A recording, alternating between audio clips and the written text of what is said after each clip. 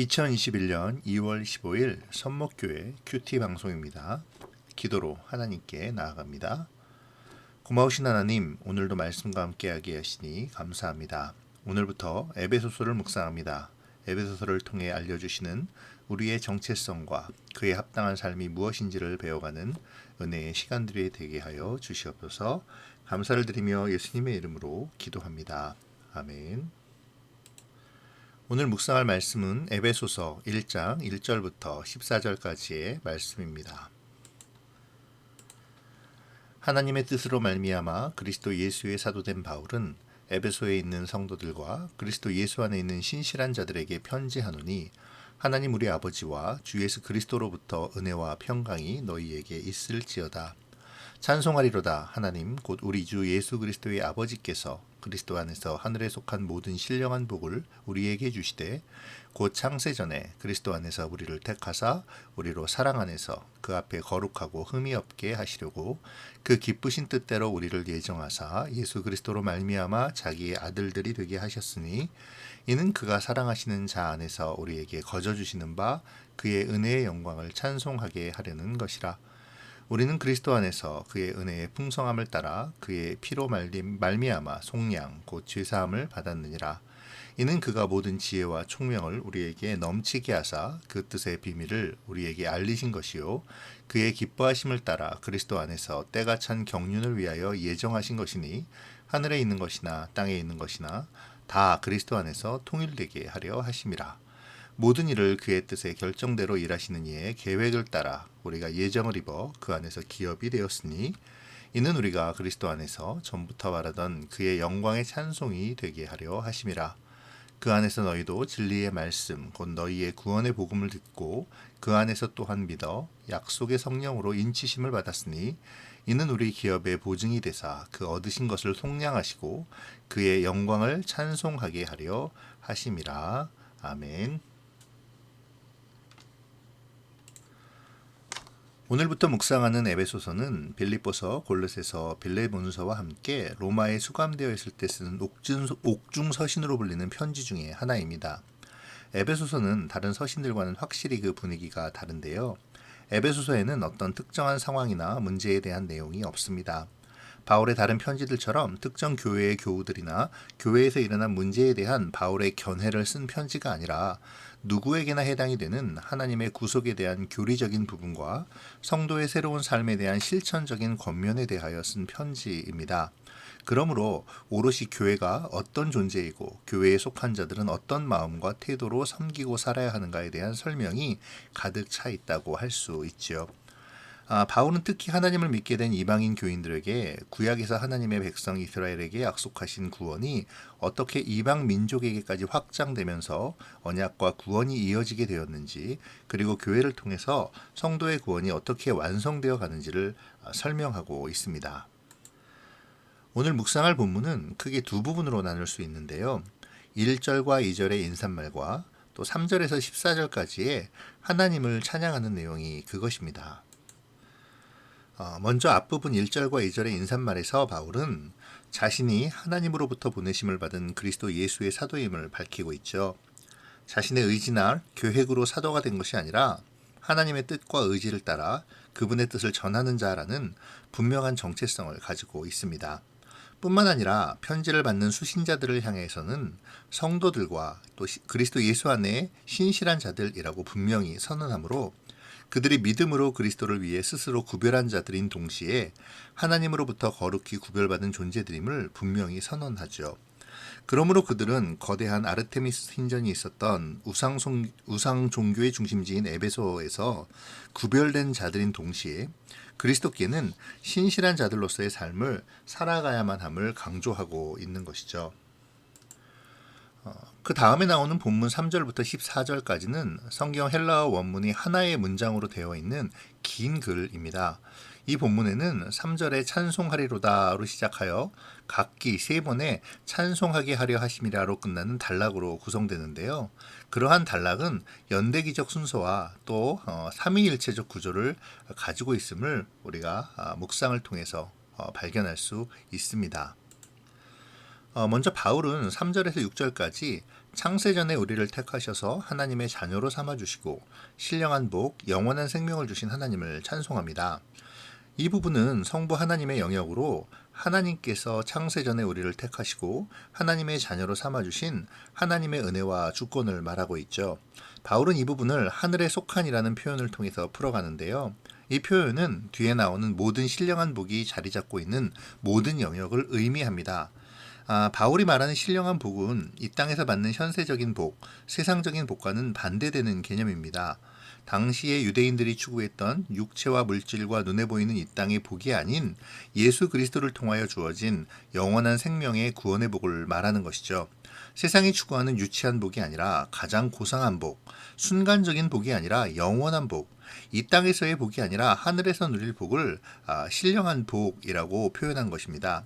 그리고 이 신령한 복을 누릴 사람들을 하나님께서 창세전에 택하셨다고 말하는 것이죠. 여기에 우리 인간이 개입할 여지는 아무것도 없습니다. 오로지 하나님의 절대적인 은혜이자 절대적인 주권인 것이죠. 그러므로 우리는 하나님의 특별한 사랑으로 선택받은 하나님의 사람으로서 이 땅의 복을 뛰어넘어 신령한 복을 사모하고 그것을 이 땅에서도 누리는 삶, 곧 거룩하고 흠이 없는 삶을 살아가며 감사함으로 하나님의 영광을 드러내야 하는 사람들이라는 것입니다. 그리고 그것이 우리가 창세전에 택함받은 이유라는 것이죠. 두 번째로 바울은 7절에서 12절까지에서 예수 그리스도께서 나의 죄를 용서하시려 십자가에서 나를 대신하여 피 흘려 돌아가심으로 구원해 주시고 이 십자가의 속량을 믿는 모든 사람들이 하나님의 기업이 되었음을 말하며 관점을 창세전에서 현재의 우리의 상태로 이동시킵니다. 하나님의 놀라운 구원 계획은 창세전부터 예정되어 있었지만 실제 그 일은 독생자 예수님께서 이 땅에 오셔서 우리를 위하여 십자가에 달려 피를 흘리시며 돌아가셨기에 현실로 이루어졌습니다. 바울은 이 죄사함이 곧 하나님의 뜻을 알게 하는 결과를 가져온다고 주장하며 구원받은 백성들이 지혜와 총명을 얻어 하나님의 뜻을 알게 됐다고 말하죠. 모든 하나님의 뜻은 그리스도 안에서 이루어집니다. 그리고 그 이루어짐은 하늘에 있는 것이나 땅에 있는 것이 다 그리스도 안에서 통일되는 것으로 이루어지죠. 또한 그 통일됨은 그리스도의 십자가의 구속으로 실현되었습니다. 하늘과 땅의 모든 것이 그리스도 안에서 통일된다는 말은 모든 것이 그리스도로 해석된다는 말입니다. 모든 것이 그리스도를 중심으로 나열된다는 말이죠. 모든 것이 그리스도의 통치를 받게 된다라는 말로 우리가 이해할 수 있습니다.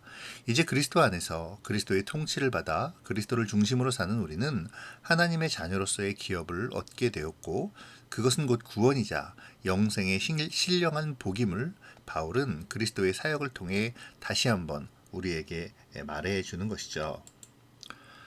마지막으로 13절과 14절에는 그리스도를 믿는 모든 사람들에게 하나님의 자녀로 영원한 하늘나라의 상속자로 삼아주셨음을 성령님을 통해 보증해 주시는 하나님을 찬송합니다. 곧 미래에 대한 보증인 것이죠. 우리는 이미와 아직의 시대를 살아가고 있습니다. 하나님의 나라는 그리스도의 오심으로 이미 이 땅에 왔으며 우리의 구원 역시 그리스도의 십자가의 대속과 부활하심으로 인해 이미 우리 안에 이루어졌습니다. 하나님께서는 창세전에 이것을 예정하시고 그리스도 안에서 이것을 이루어 주셨지요. 그러나 완전한 하나님의 나라는 아직 이루어지지 않았습니다. 그것은 그리스도께서 다시 오셔서 세상을 심판하심으로 완전히 이루어질 것이죠. 그날까지 우리는 그리스도인으로 합당한 삶을 살아내야만 합니다. 13절과 14절의 말씀은 바로 이것을 이야기하는 것입니다. 바울은 이 말을 약속의 성령으로 인치심을 받았다는 표현으로 설명하고 있는데요. 인치심이란 도장을 받았다는 말입니다. 그리고 이 도장은 소유권의 표시를 의미합니다. 1세기의 문화에서는 가축이나 노예에 소인을 찍어서 소유권을 표시하고 그 주인의 재산권을 보호해야 했는데요. 바울은 아마 이것에 빗대어 이야기한 듯 보입니다. 구약 성경의 예언서에는 이 인치심이 주로 신적인 심판으로부터의 보호를 위한 것으로 사용되었음을 볼 수 있는데요. 그렇게 본다면 약속의 성령으로 인치심을 받았다라는 이 표현은 하나님께서 택하시고 예정하셔서 하나님의 소유로 삼아주시고 그리스도를 통해 우리를 구원하셨음을 성령을 통해 보증하심으로 심판의 때까지 우리를 지키시며 그날에 우리를 심판으로부터 건지심으로 최종 하나님의 뜻을 이루실 것임을 설명하는 것이라고 생각할 수 있을 것 같습니다. 이러한 표현은 14절에서 한 번 더 강조되는데요. 기업의 보증이라는 말의 헬라어 아라본은 담보, 보증물을 뜻하는 말로서 성령께서 우리의 구원의 담보가 되셔서 마지막 때에 우리의 보증이 되어 주실 것이라는 것입니다. 오늘 본문에서 바울이 말하고자 하는 바는 11절과 14절에서 반복해서 말하는 이 기업이라는 말을 통해 알 수 있습니다. 에베소 교회는 주로 이방인들로 이루어진 교회였죠. 그런 그들에게 바울은 기업이라는 이 단어를 사용해서 구약의 레위인들을 떠올리게 합니다. 그렇게 함으로 바울은 에베소 교인들에게 하나님의 뜻, 곧 예수 그리스도 안에서 만물을 통일하시는 그 뜻을 알고 하나님의 기업이 되어 하나님의 영광을 드러내는 역할을 하는 사람들 중에 바로 너희도 포함되었다라는 사실을 말하고 있는 것입니다. 그러므로 오늘 본문을 통해 바울이 이야기하고자 하는 바는 바로 이것이죠. 너희가 누구냐는 것입니다. 교회로서 성도로서 부르심을 받은 너희는 하나님의 백성이자 그리스도로 말미암은 구속을 얻은 자요 성령님의 인도하심을 받아 하나님의 영광을 드러내는 삶을 살아갈 하나님의 자녀라는 것입니다. 끝날까지 하나님의 지키심과 보호하심 그리고 구속하심을 믿고 이 세상 속에서 정체성을 드러내며 살라는 것이죠. 오늘 말씀을 묵상해 보죠. 먼저 1절에서 바울이 이야기하는 성도와 신실한 자들을 한번 생각해 봅시다. 사람은 자기의 정체성, 즉 내가 누구인가를 분명히 알고 깨달을 때 인생의 의미와 삶의 목적을 알게 됩니다. 자기가 지금 마땅히 해야 할 일들을 알게 되고 살아갈 목표가 분명해지기 때문이죠. 그런 것들을 생각하면서 우리를 한번 생각해 봤으면 좋겠습니다. 우리는 누구입니까? 바울은 오늘 말씀에서 우리를 성도들로 그리고 그리스도 예수 안에 있는 신실한 자들로 말합니다. 이는 예수 그리스도를 통하여 구원을 얻고 세상에 보내심을 받은 하나님의 자녀들이라는 것이죠. 오늘 나의 삶은 좀 어떻습니까? 나는 누구의 자녀로 살아가고 있나요? 혹시 돈의 자녀로, 세상의 자녀로, 거짓의 자녀로 살아가고 있지는 않습니까? 우리는 하루하루를 살아갈 때 나는 하나님의 뜻에 따라 구원받았고 이 세상에 보내진 사람이다 라는 사실을 잊지 않고 늘 생각해야 합니다. 그런 의미로 우리가 하나님의 자녀로 성도로 그리스도 예수 안에 신실한 자로 살아가기를 다짐하며 기도하면 좋겠습니다. 두 번째로 바울이 말하는 신령한 복을 생각해 보면 좋겠네요. 바울이 말하는 신령한 복은 세상이 말하는 복과는 다른 것이죠.